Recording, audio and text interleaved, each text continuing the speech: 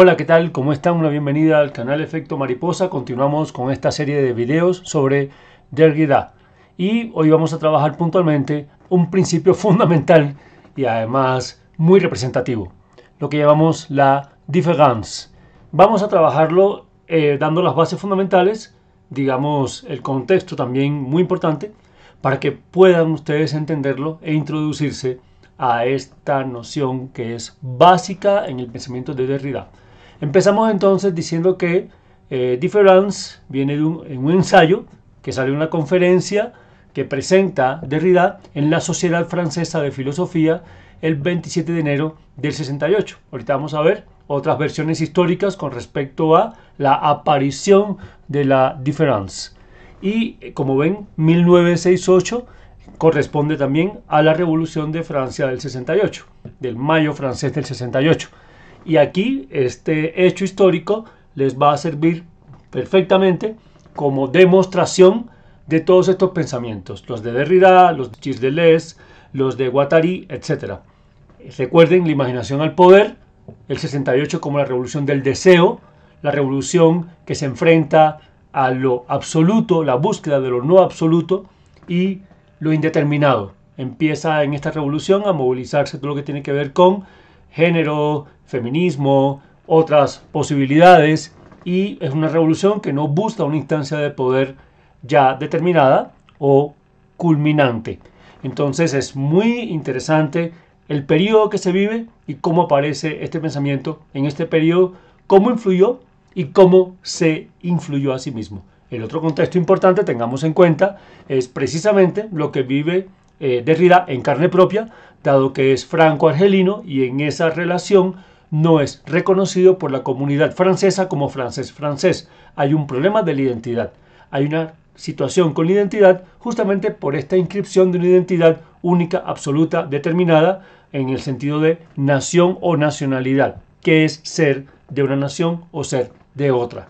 Y aquí también este término es un gesto de Derrida, un poco para quebrar, esa es la búsqueda de Derrida, es deconstruir la identidad como algo absoluto, también por lo que vivió en carne propia, y ponerse en la frontera como un lugar liminal, intersticial de existencia.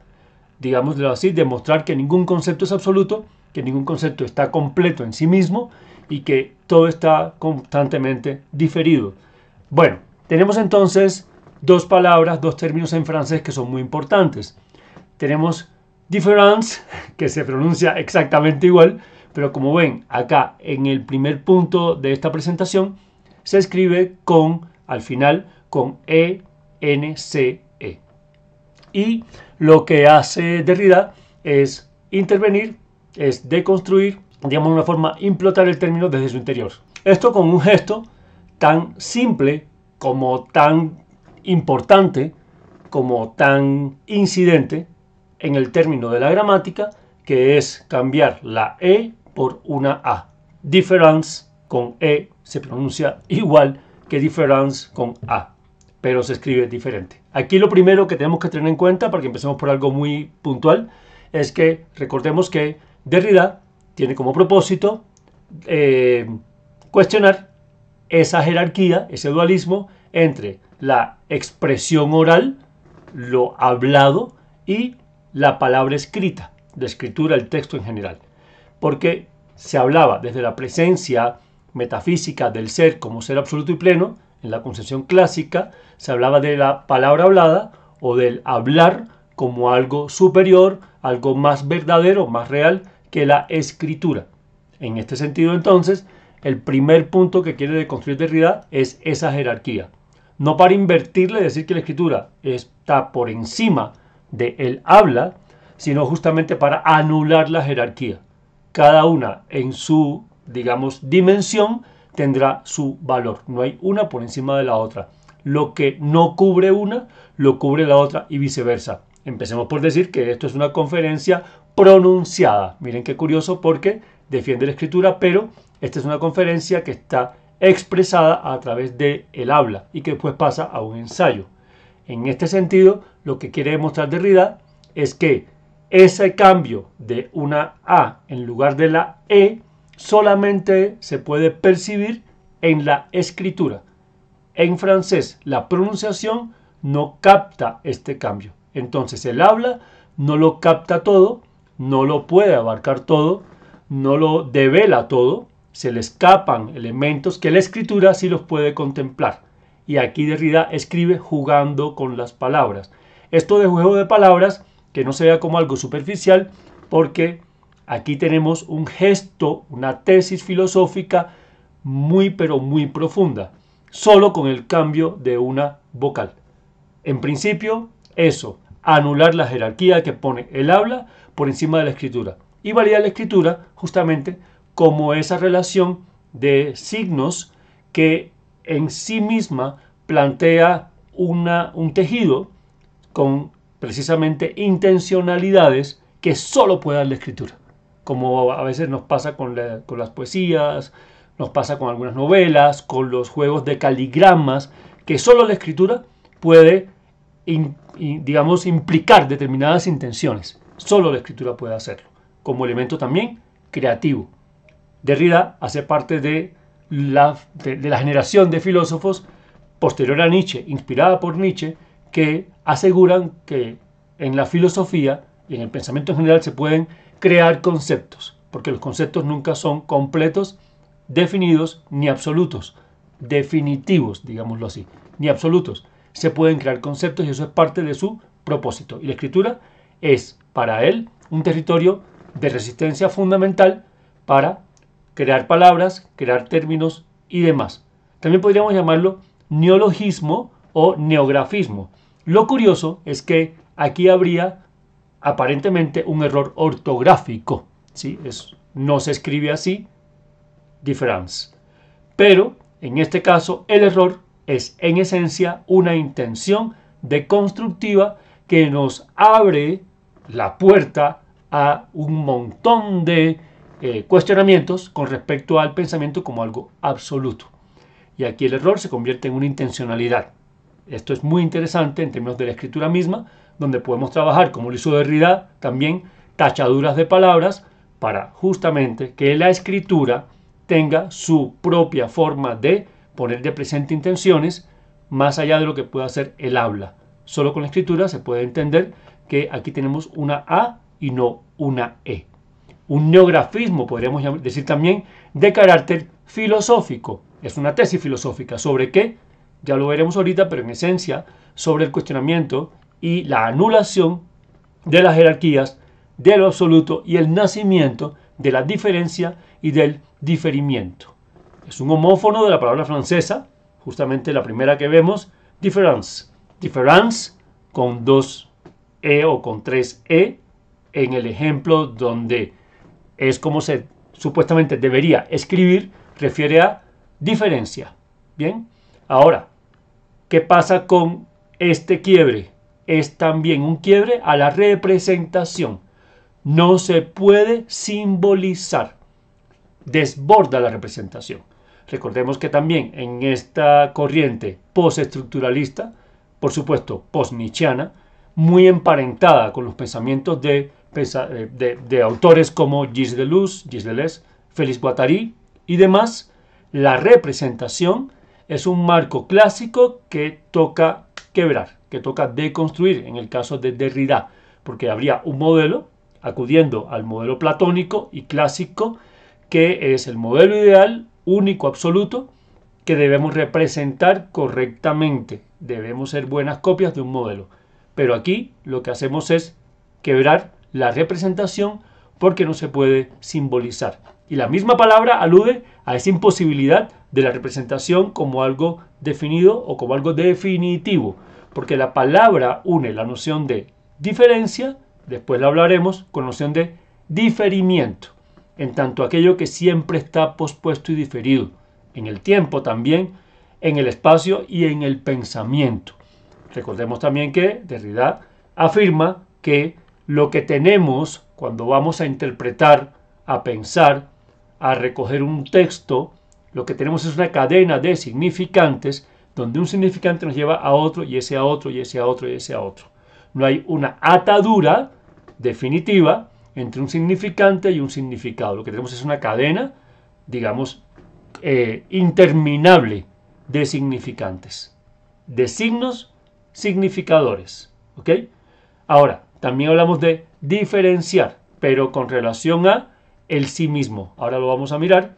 Lo que diría Derrida es que esa noción de un yo idéntico a sí mismo no existe. En mí mismo hay una diferencia, porque soy nómade y porque estoy en proceso constante de pasar, transmutar por diferentes sensaciones, experiencias y estados de ser, que implica una diferencia constante con respecto a mí mismo y que también me difiere como identidad. La identidad está constantemente diferida.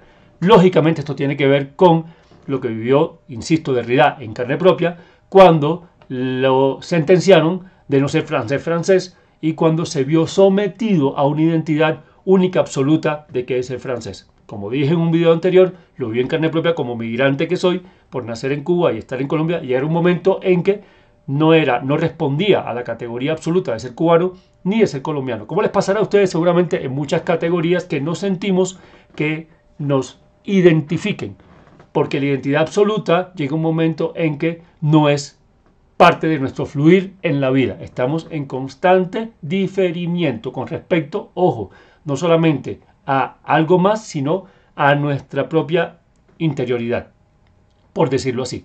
Entonces yo llegué a un momento en que me paré en esa frontera intersticial que no era ni de un lado ni del otro, y lo liminal es un concepto para mí muy importante que da muy bien con esto que plantea Derrida.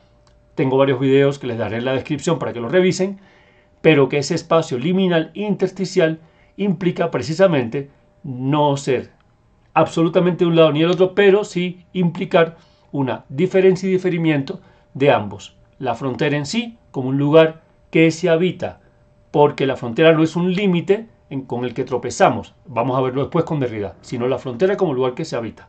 Si yo habito la frontera entre Estados Unidos y México, ¿dónde estoy? Estoy en el espacio intersticial que diferencia y difiere ambos territorios como absolutos, pero que abre la posibilidad a posibles significaciones, quizás interminables.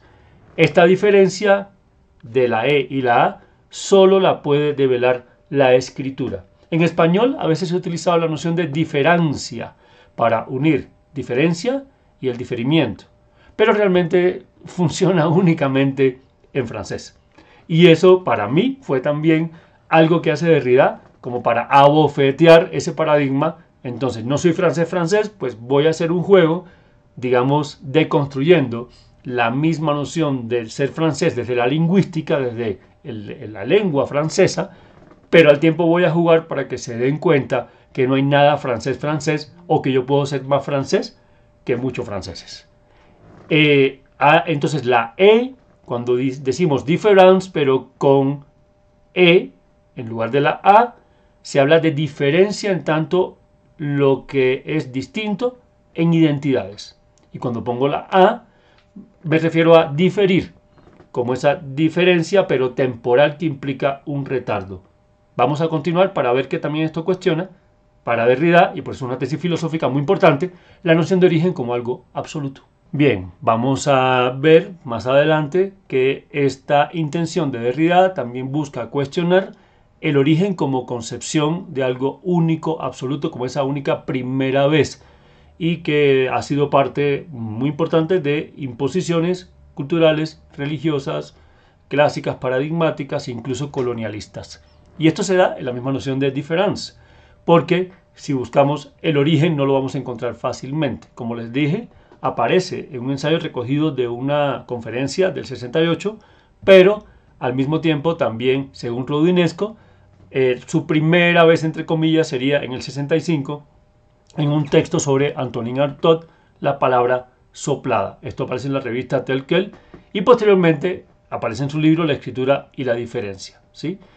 Bueno, recordemos que Antonin Artaud influyó también mucho a Gilles Deleuze y Guattari en la concepción del cuerpo sin órganos. Derrida articula entonces la noción de difference para discutir acerca de Edmund Husserl, pionero de la fenomenología, en su texto Discurso y Fenómeno, porque Edmund Husserl y varios autores van a ser detonantes de los cuestionamientos deconstructivos de Derrida.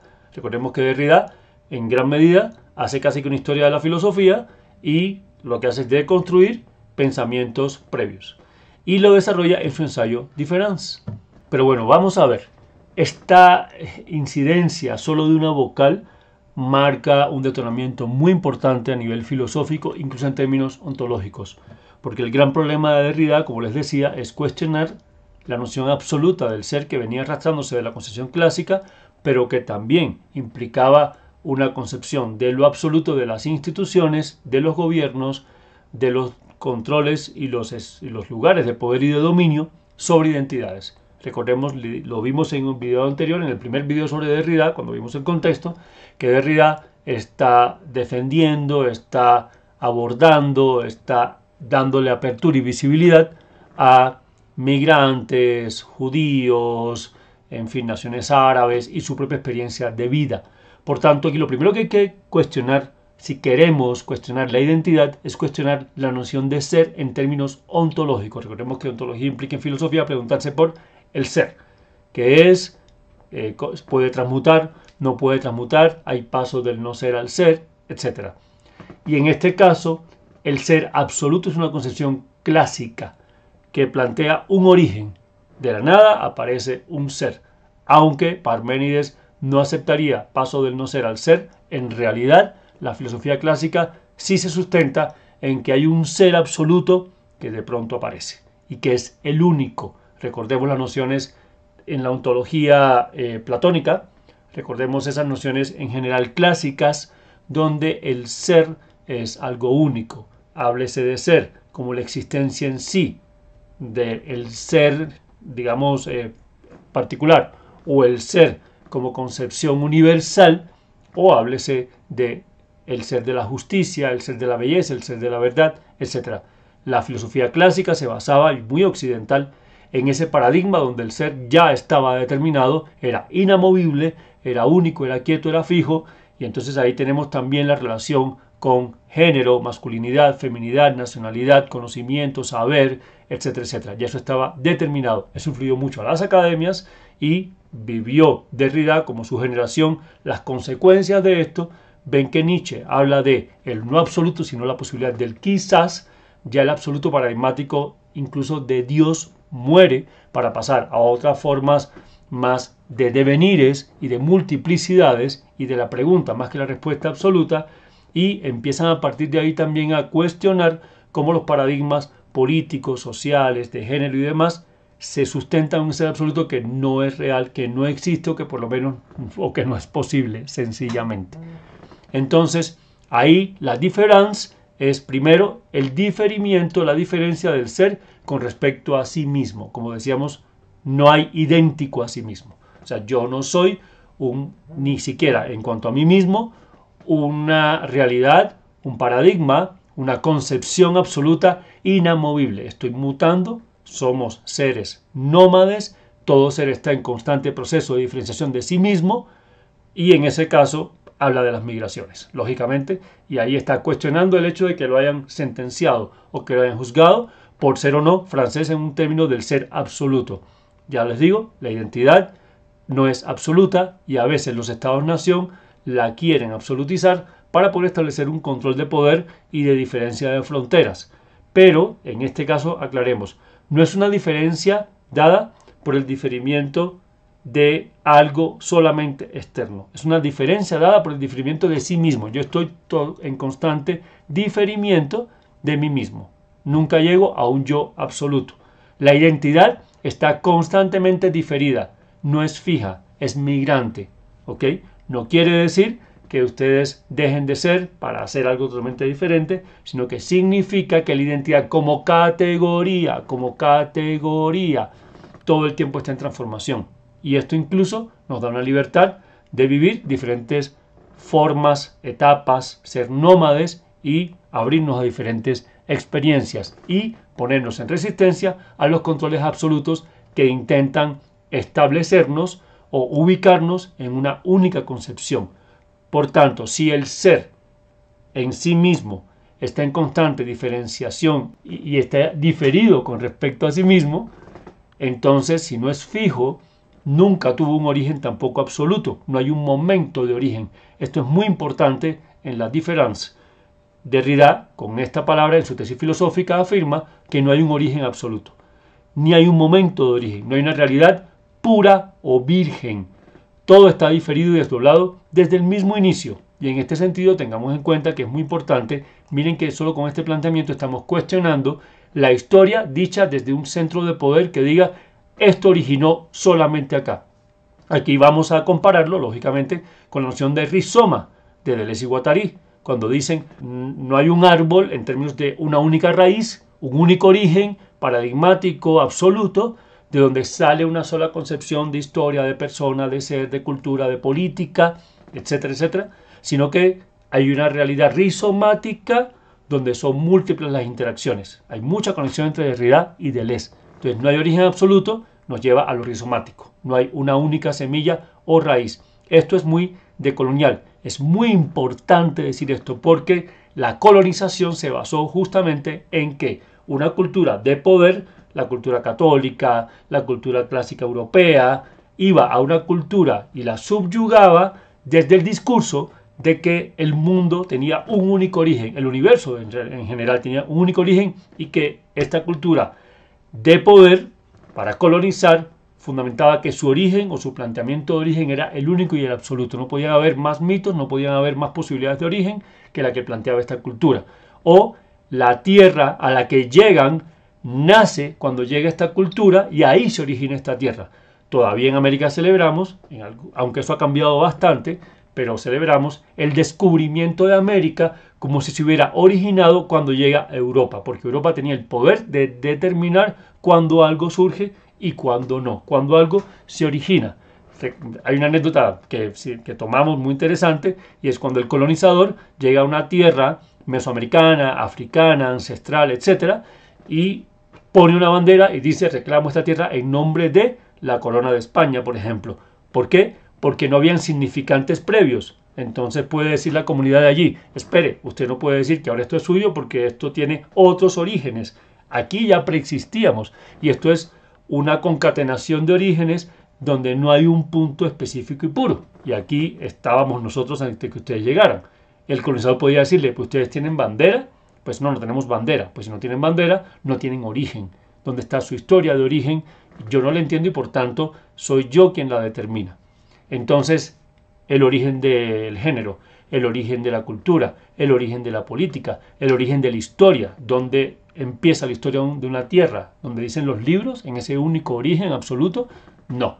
Y allí, al quebrar esa noción de origen único, se quiebra toda la concepción absoluta, paradigmática, clásica, muy sustentada, perdonen que, pero es un símbolo importante, en Platón, donde había un único poder de pensamiento que establecía los orígenes puros. Pero ni siquiera en los demás territorios, así no tuviera un lugar de poder, nunca hay un origen puro. No hay un primer momento. Todo suceso está diferido.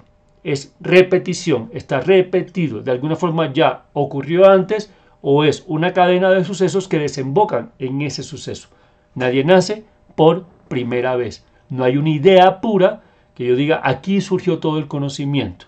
No sucede así. Y esto es una lucha política en contra de la identidad absoluta.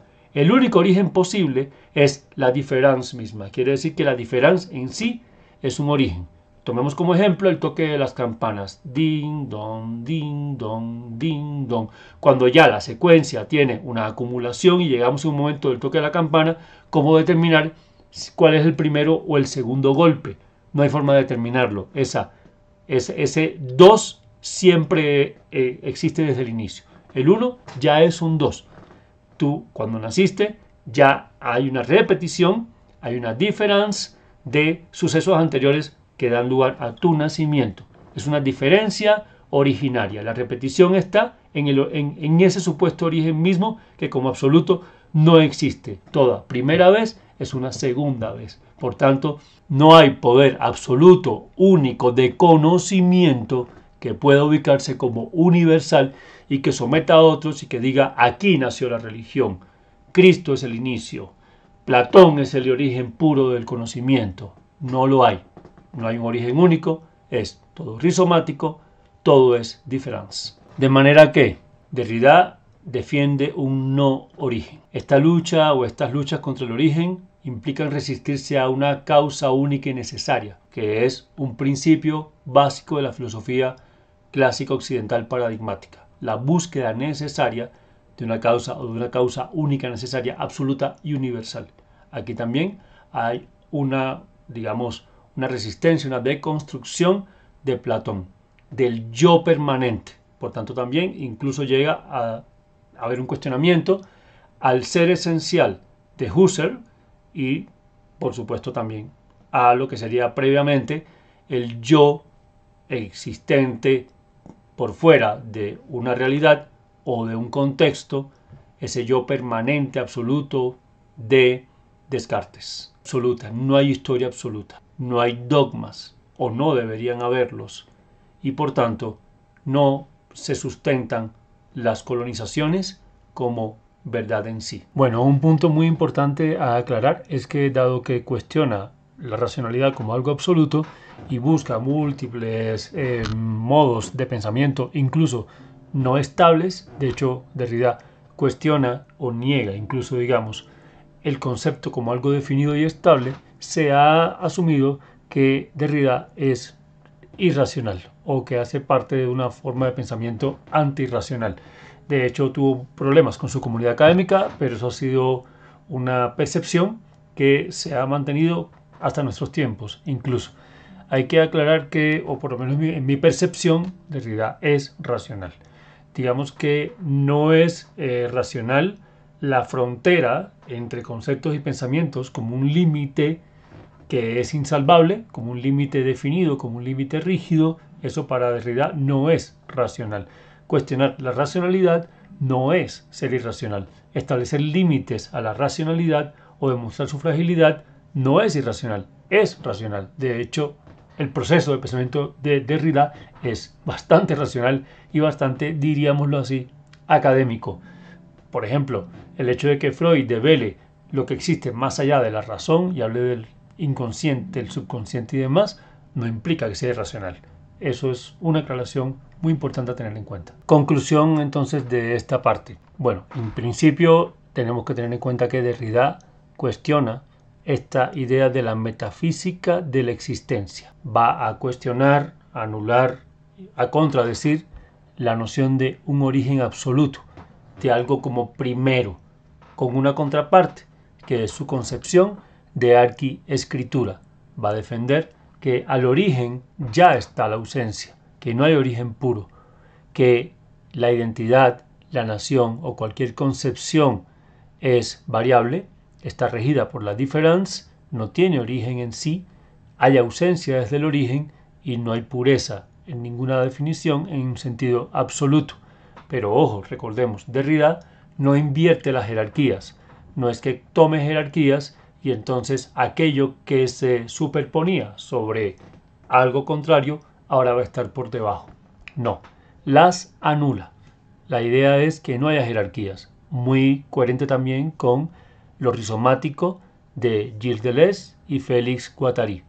Tampoco es dialéctico Derrida, no le interesa pasar de una tesis a una antítesis y a una síntesis. O sea, estas contradicciones que plantea Derrida, él no quiere, no propone que sean resueltas, no intenta solucionarlas, asume y reconoce la contradicción interna como una validación en sí misma.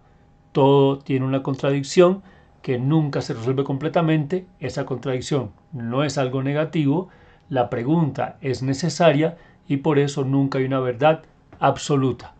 En este sentido también defiende la posibilidad de crear conceptos y términos, porque los conceptos nunca son estables, son inestables. Por tanto, pensar es también crear métodos, conceptos, términos. En esto también lo relacionamos con Gilles Deleuze y Félix Guattari en el libro ¿Qué es la filosofía?, que proponen esta idea de crear conceptos.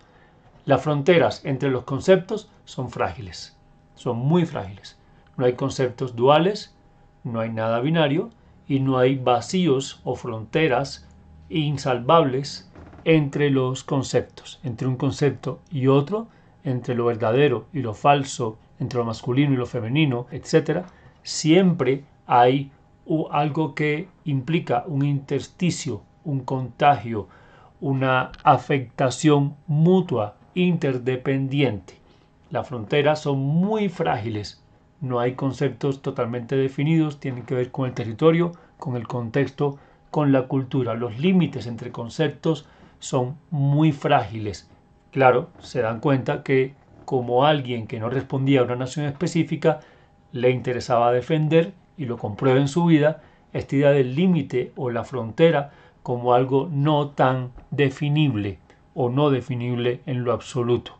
En ese sentido, entonces, lo interno y lo externo, por ejemplo, no está separado con una frontera estricta. No hay muro de Trump que separe los territorios. Por tanto, términos y conceptos o ideas tales como lo parásito, que además podría tener mucho que ver con las inmigraciones, el contagio, el virus, aquí también en conexión con Gilles Deleuze, van a ser muy atractivas y muy necesarias para Derrida. Lo que nos contagia, lo que nos transmuta, lo que penetra, lo que está entre el adentro y el afuera. La nación en virtud de la migración y el migrante que rompe esos límites estrictos entre fronteras, donde nace la frontera frágil. Y por eso la diferencia no es ni un concepto ni una palabra, porque ni concepto ni palabra son estables, sino que es justamente esa relación de contagio, esa frontera frágil entre conceptos y palabras. Eso es lo que vamos a ver en la próxima y última parte, donde hablaremos directamente de la différence en relación a el texto, al texto que escribió Derrida. Leeremos partes del texto y las analizaremos, pero también a la concepción misma del tejido de un texto, a la gramática, a la relación significante-significado. Gracias.